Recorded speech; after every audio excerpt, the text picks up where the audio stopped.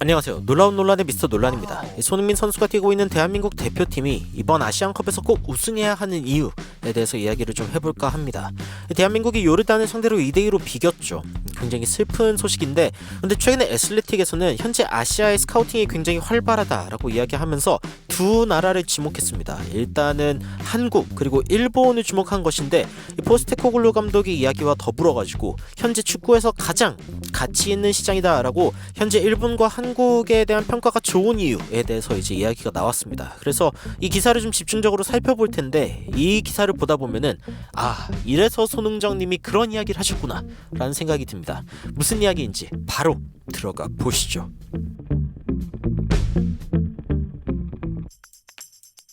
포스테코글루 감독이 아시아 선수들에 대한 관심이 굉장히 많다라는 사실이 사실은 외신에서는 굉장히 놀랍게 다뤄지지만, 하지만 포스테코글루 감독의 어떤 커리어를 살펴보면은 그럴 만한 이유가 충분히 있습니다. 일단 시간을 좀 되돌려서 2002년 월드컵으로 되돌아가 보면요, 대한민국이 4강까지 진출했던 아주 역사적인 월드컵이었죠. 그런데 이때 당시에 이 일본 국가대표팀은 일단 16강까지 갔습니다.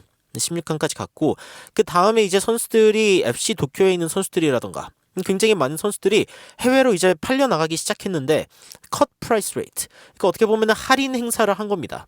이 일본에서 선수들을 해외로 보내고 싶은 마음에 싼 가격이더라도 일단은 내보내는 그런 모습을 취한 것이죠. 그런데 2017년에 이러한 정책은 결국에는 이 일본에 효과적이지 않구나, 일본 축구에 좋은 일이 아니구나라는 것을 깨닫게 되었습니다. 왜냐면은 일단 국가대표팀의 경기력이 형편없었을 뿐더러 이 일본 축구의 실력 성장이 느껴지지 않는다라고 이제 판단을 한 것이죠. 그래가지고 그때 당시에 FC 도쿄의 이 감독이었던 타카요시 타테이시, 이 사람이 이제 한 사람을 찾아갑니다. 어떤 사람이냐면은 케이시 카메야마라고 하는 이 사람을 찾아가는데, 이 사람은 누구냐면 이커머스계, 그러니까 전자상거래에 이제 굉장히 돈이 많은 그런 사람입니다. DMM.com이라고 하는 이 회사의 대표인데, 이 사람에게 축구 발전을 위해서 유럽에 있는 작은 클럽 하나를 좀 사들일 수 있냐.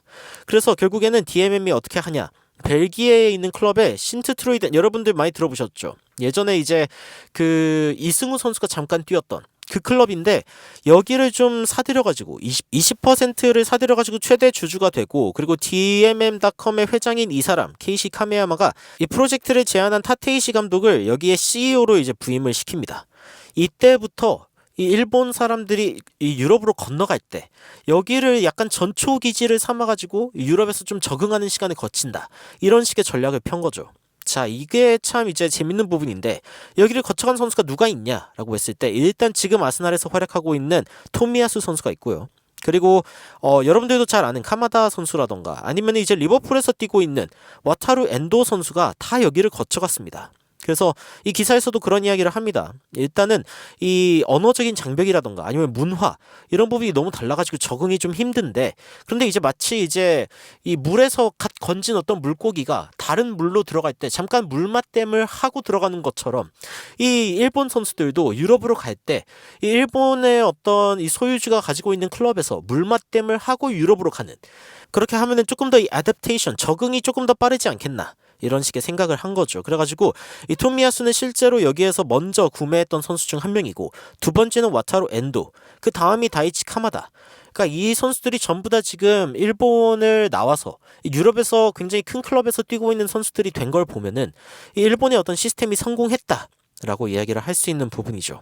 그래서 2010년 월드컵에 일단 일본 같은 경우에는 딱 4명의 선수가 해외파였는데, 그런데 지금 이제 최근 카타르 월드컵 26명의 이 선수단 중에서 6명만이 사실은 제1리그에서 뛰었다고 합니다.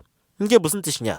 거의 대부분의 선수들이 지금 해외로 안정적으로 진출하는 어떤 시스템을 만드는 데 성공했다라는 것이고, 이번 아시안컵 명단에서도 5명의 선수만 제1리그 선수죠. 그래서 이런 부분들이 지금 뭔가 굉장히 주목을 받고 있습니다.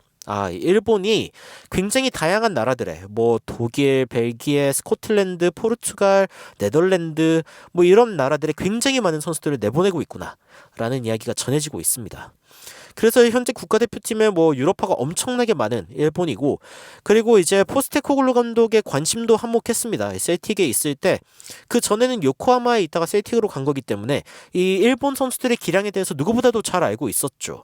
그래서 포스테코글루 감독이 실제로 요코하마 F 마리노스 여기를 이제 2019년에 J리그 우승을 거두게 되고, 그 다음에 셀틱으로 가면서 또 우승을 거두는데 이때 일본 선수들의 활약이 꽤 있었습니다.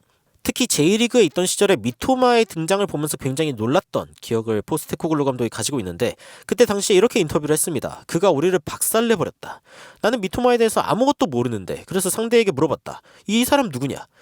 그냥 뭐 대학교에서 갓 졸업한 애다. 뭐 이런 식으로 대답을 해가지고 깜짝 놀랐다는 거죠. 근데 포스테코글루 감독이 이때 당시에 미토마 그리고 하타테 이 두 선수를 보면서 일본도 진짜 좋은 재능들이 있구나 라는 생각을 했죠. 그러면서 이게 그냥 내가 J리그에 있어서 그런 건가? 아니, 그게 아니지. 지금까지 내가 축구를 얼마나 많이 봤는데 세상을 조금 더 열린 마음가짐으로 봐야겠다라고 생각을 하면서 이 아시아 선수들을 쓰는 것에 대해서 이 포스테코글루 감독이 굉장히 좀 적극적으로 활용하기 시작합니다. 특히 이제 셀틱으로 갔을 때 한 3-4명의 일본 선수들을 데려가겠다고 하니까 야, 그거는 너무 과도하게 급진적이지 않냐 이랬는데, 포스테코글루 감독은 아니다. 이거는 뭐 선수가 실력이 있어서 데려오는 거지 내가 뭐 모험을 하는 게 아니다 이런 식으로 이야기했고, 실제로 스코틀랜드에서 이제 성적으로 증명을 했죠. 그리고 지금 토트넘에서는 손흥민 선수의 활약으로 제대로 증명을 하고 있습니다. 그래서 이제 일본이 굉장히 좋은 시스템을 만들어가지고 지금 유럽에서 막 굉장히 이 각광을 받고 있는데, 그나마 일본이랑 비슷한 데가 어디냐라고 했을 때 외신에서는 대한민국을 이야기를 하고 있습니다. South Korea is the closest, 가장 가깝다라고 이야기를 하고 있는데, 그런데 이제 두 가지 부분에서 좀 차이가 있습니다. 이 두 가지 부분 중에 하나는 여러분들도 잘 알고 계시는 첫 번째가 이제 military conscription, 군 문제 때문이죠. 이 군대에 가야 된다라는 점 때문에 이 선수의 가장 핫한 시절 혹은 이제 아무리 미뤄도 30대 초반쯤에는 가야 되는 상황이기 때문에 이런 부분들이 이제 굉장히 많은 클럽들에게 좀 마음이 어려울 수밖에 없고, 두 번째는 이제 셀러리, 이 K리그의 연봉이 일반적으로 J리그보다 높다라고 합니다. 제가 이거를 보면서 이 기사를 보면서 처음 안 사실인데 이 K리그의 평균 연봉이 J리그보다 훨씬 높다라고 하죠. 그래서 이런 부분들이 이 대한민국의 어떤 해외 진출에 약간의 어떤 걸림돌이 되고 있지만, 그럼에도 불구하고 대한민국 재능들은 인정받고 있다라고 이야기가 나오고 있습니다. 대표적인 게 뭐 당연히 손흥민 선수죠. 손흥민 선수에 대한 이야기가 나오는데 손흥민 선수는 토트넘에서 지금 이번 시즌에서 굉장히 좋은 모습을 보여주고 있고, 그리고 손흥민 선수를 필두로 황희찬 선수 같은 경우에도 울버햄튼에서 21경기 11골을 최근에 기록하면서 굉장히 좋은 모습을 기록하고 있죠. 그리고 조규성에 대한 이야기가 나오는데 진짜 지난 경기에 조규성이 조금만 더 잘해줬어도 좀 더 칭찬을 했을 텐데 요르단전에서 좀 아쉬웠지만, 여하튼 레스터나 왓포드, 뭐 셀틱 등등이 이제 관심을 보이면서 해외로 진출할 뻔하기도 했죠. 문제는 대한민국에서 황희찬 선수 같은 선수가 등장하는 것, 조규성 선수나 아니면은 이제 황인범 선수, 이강인 선수, 이런 굉장히 굵직굵직한 재능들이 이렇게 등장하는 것이 약간은 시스템보다는 조금 더 개개인의 노력에 의한 것이다 라는 생각이 들 때입니다. 실제로 여기서 어떤 이야기를 하냐면은 일본의 유스 풋볼, 그러니까 이 어릴 때 축구를 하는 이 환경이 굉장히 다르다라고 이야기를 하면서 고등학교가 굉장히 중요한 역할을 한다고 해요. 그러니까 약간 고교 야구가 이 프로 야구의 등용문이 되는 그런 느낌처럼 일본에서는 오히려 J리그보다도 인기가 많은 고등학교가 있다 라고 이야기가 나올 정도더라고요. 그래가지고 여기에서 뛰는 선수들은 이제 뭐 유니버시티 아니면 대학에서 뛰는 선수들도 어떻게 보면 클럽에 있는 선수들보다 훨씬 더 많이 뛰고 경기도 많이 하고, 그러면서 이제 유망한 어떤 자원으로서 유럽으로 가게 되는 어떤 그런 교두보 역할을 이제 이 고등학교가 하고 있다라고 이야기가 나오고 있습니다. 그리고 일본 문화 같은 경우에는 6살짜리 뭐 소년 소녀들이 어쨌건 풋볼 클럽에 들어가가지고 뭐 일주일에 4번 이상 막 뛰게 하고 이런 식의 어떤 훈련을 하는 것에 대해서 너무 더 열려있다라고 이야기가 나옵니다. 물론 이게 문제도 생기죠. 뭐 정신력에 대한 문제라던가 뭐 부상이나 번아웃이라던가 여러 가지 문제가 생기기도 하지만, 여하튼 일찍부터 특훈을 받을 수 있는 약간 이런 체제이기 때문에 굉장히 빠르게 이 유럽으로 갈 수 있다. 그래서 이제 어떤 스쿨, 굉장히 유명한 학교들은 J리그 클럽들, 일부 리그 클럽들보다도 더 높은 지위를 갖고 있다라는 이야기가 나올 정도예요. 그래가지고 일본 같은 경우에는 어쨌건 어릴 때부터 이제 성장해가지고 유럽으로 나가는 어떤 통로가 점점 더 많아지고 있다라는 이야기가 나오고 있습니다. 그래서 이걸 보면은 사실은 손흥정님의 이야기가 어떤 말씀인지 이해가 됩니다. 이번 아시안컵에 우승하면 안 된다라는 이야기를 했었는데 일본 같은 경우에는 지금의 스쿼드가 꾸려진 것이 어떻게 보면 시스템 때문이라고 하는 게 더 클 수도 있습니다. 물론 개개인의 노력을 부정하는 건 아니지만 적어도 일본에서 좋은 선수가 되기 위해서 노력한다라고 하면은 개개인보다는 시스템이 어느 정도 도와주는 부분이 크다라고 하는 거죠. 근데 여러분들 대한민국을 보십시오. 손흥민 선수 같은 재능, 대한민국에 다시 태어날 수 있을까요? 황희찬 선수 같은 재능, 이것도 저는 쉽지 않다고 보고, 아니면 지금 국가대표팀 보세요. 이강인 같은 재능, 대한민국에 다시 태어날 수 있을까? 진짜 거의 없거든요. 그래서 이번 대표팀을 보면서 우리가 항상 하는 이야기가 뭐냐? 이번 아시안컵 무조건 우승해야 된다. 절호의 기회다. 하지만 일본 같은 경우에는 느낌이 좀 다릅니다. 사람이 목표를 가지고 사는 것, 그리고 시스템을 가지고 사는 것은 어떤 차이가 있냐라고 하면은, 골은 어떤 목표를 향해서 나아가는 그 순간에는 강력한데, 근데 그 뒤에는 사실은 좀 지지부진하게 됩니다. 그래서 이제 발전을 못했네 뭐 이런 소리가 나오는 이유 중 하나가 이 목표에 치중해서거든요. 그런데 시스템에 치중하는 나라들은 결국에는 미약할지라도 조금씩 성장하는 모습을 보여줍니다. 그래서 지금은 일본이 어느 단계에 와 있냐? 유럽에 있는 꽤 많은 팀들에 일본 선수들을 보낼 수 있는 정도까지 와 있다. 이게 이제 일본의 어떤 쌓아온 저력이라고 이제 이야기를 할 수 있는 거죠. 하지만 한국 같은 경우에는 한 번에 딱 낼 수 있는 힘이 지금 가장 최대치다라고 이야기할 수 있는 어떤 시점이 아닐까. 그래서 이런 차이가 좀 느껴집니다. 많은 분들이 어쨌건 목표를 세우고 살아갑니다. 그런데 이 목표라는 것은 사실은 달성할 수도 있고 아니면 달성이 안 될 수도 있죠.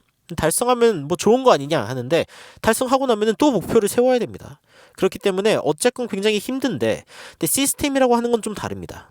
시스템은 어쨌건 지속적으로 발전을 하기 위해서 내가 어떤 식으로 해야 내가 지속적으로 발전할 수 있을까, 어떤 근간을 만드는 일이기 때문에 이 부분에 대해서 대한민국이 조금 더 투자가 필요한 게 아닌가라는 이야기를 하는 것이죠. 아이러니컬하지만 그렇기 때문에 대한민국이 이번 아시안컵에 무조건 우승을 해야 됩니다. 너무 좋은 기회고, 이런 식의 스쿼드가 다시 나올 수 있을까? 바이에른 뮌헨에서 뛰는 대표 수비수 김민재, 토트넘뿐만이 아니라 EPL의 대표 공격수 손흥민, 파리 생제르맹에서 이제는 에이스로 도약할 수 있는 음바페가 곧 떠나죠. 진짜 주인공이 돼버릴 수도 있습니다. 이강인 선수. 이 세 선수가 동시에 뛰는 팀 여러분들 언제 보실 수 있겠습니까? 황희찬 선수가 그리고 빠져있는데 부상에서 복귀하는 선수가 EPL에서 이 두 자릿수 이상의 골을 넣는 이 시대, 황금 시대. 그런데 우리 대한민국 대표팀은 황금알을 한 번 낳을 수 있는 팀이다라고 하면은 일본 대표팀은 황금알을 낳는 거위를 만들려고 노력하고 있다라고 할 수 있습니다. 물론 이 노력을 당장은 좀 비웃을 수도 있죠. 아니 뭐 클럽에 엄청 대표하는 선수도 있다고 하기 좀 애매하고, 우리는 막 스타 플레이어들 있고 이런데 이 차이가 분명히 있다. 클래스 차이가 있다. 이렇게 지금은 이야기할 수 있어도 이 손흥정님의 말씀이 어떤 말씀인지는 이 기사를 보다 보니까 조금 더 뼈저리게 느껴지지 않나 싶습니다. 그래서 오늘 이야기를 좀 마무리하자면은, 일단 일본과 함께 한국이 이 축구계에 가장 이 가격 대비 좋은 어떤 성능을 데리고 있는 가장 가치 있는 어떤 마켓이다라는 평가를 받고 있지만, 일단은 대한민국이 좀 나아가야 할 길이 멀다라는 이야기를 하고 싶었고, 이를 통해서 일단 아시안컵 꼭 우승했으면 좋겠다라는 이야기를 일단은 좀 하고 싶었습니다. 우승해야 한다. 또 가까울 수 있겠네요. 그리고 중간중간에 이제 광고를 통해서 보셨겠지만, 이 역사와 전통의 규장각 한국학 연구원에서 소장 중인 조선 고지도를 디지털 NFT로 최초 오픈한다라는 소식이 전해지고 있습니다. 그래가지고 우리 문화유산을 좀 보존하고 감상하는 새로운 방식에 참여해 보실 수 있는 것인데, 이 오픈 날짜가 1월 22일, 그러니까 내일입니다. 그래가지고 관심 있으신 분들은 직접 이 하단에 있는 고정 댓글을 좀 참고해 주시면 감사하겠습니다. 오늘 컨텐츠를 만드는데 큰 도움이 된 이 광고에 또 감사드리면서, 대한민국 대표팀의 현 상황, 그리고 현재 이 세계에서 바라보고 있는 대한민국 시장의 가치, 여러분들은 어떤 생각이 드시는지 굉장히 궁금한데요. 댓글로 의견 남겨주시면 더욱 흥미롭고 진중한 내용으로 찾아오도록 하겠습니다. 이상 놀라운 논란 미스터 논란이었습니다. 시청해주셔서 감사합니다.